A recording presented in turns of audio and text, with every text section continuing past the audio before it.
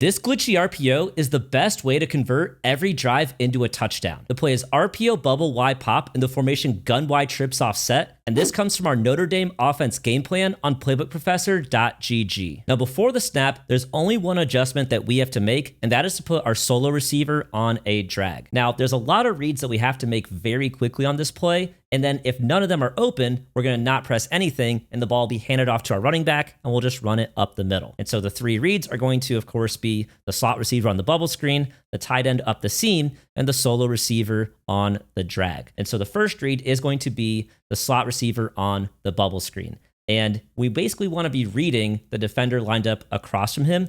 And in this case, there's not even really a defender lined up directly across from him. So like this pass key defender right here, if he was lined up right here, then we'd really be worried about him getting outside. But with him already starting inside, which is going to just happen on some plays, we already have a pretty good chance of this bubble screen being open. And so if we go ahead and snap this ball, we're going to see that with just a pass lead up, we are into the end zone, despite there being a hard flat on the outside.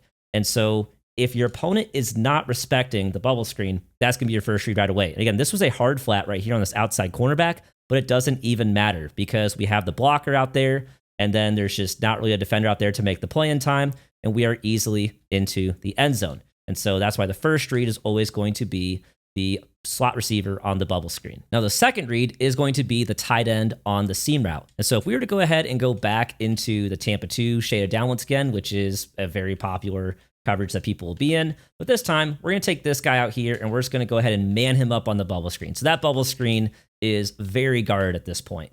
The next read, of course, is going to be the tight end up the seam.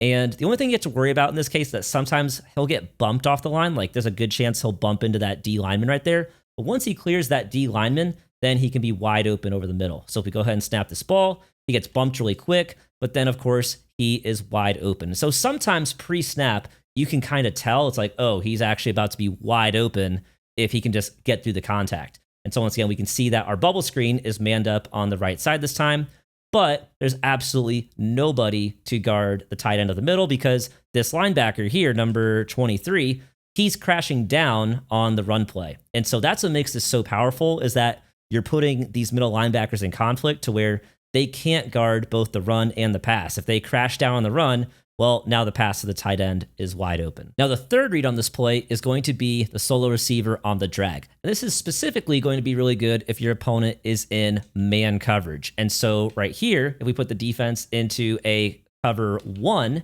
then what we're going to see is that while there's going to be a guy guarding the bubble screen and it looks like multiple guys guarding the tight end on the seam, there's going to be a quick window to hit the solo receiver on the drag. If we go ahead and snap this ball real quick, you're going to see that we can just pass lead it to him over the middle. And it can be a little bit scary of a throw because there's a lot of people there, but it's really just going to be a bunch of, linemen potentially. You see that those linebackers crash down on the run, and then we just throw it to the drag over the middle. I don't throw the drag very often, but it's still really nice to have the drag in case it ends up being man coverage. And so you always want to have it on there just in case. But in full honesty, I do not make that throw all that often. Now, the final component of this play is going to be the handoff to the running back. If you don't like any of the throws, you don't have to throw them because the handoff to the running back is still very solid. And so right here, we're not going to throw anything. We'll just hand off to the running back. In this particular case, there's a nice cutback lane. You always want to have good run vision, of course, and look for where the running lanes open up. Now, on this particular run play, I do find that a lot of the times you'll be able to cut this run back and then hopefully take it into the end zone or maybe get down inside the 1 yard line, and you can just run a QB sneak on the next play. So the running back handoff is really good as well. And you see that once again, we're fighting through the contact. We are getting into the end zone. And so never underestimate the power of the handoff and don't make any of these throws unless you are super, super comfortable that they are wide open. And so that is RPO bubble Y pop in the formation gun Y trips offset. And it's one of my favorite short yardage plays here in our Notre Dame offense game plan.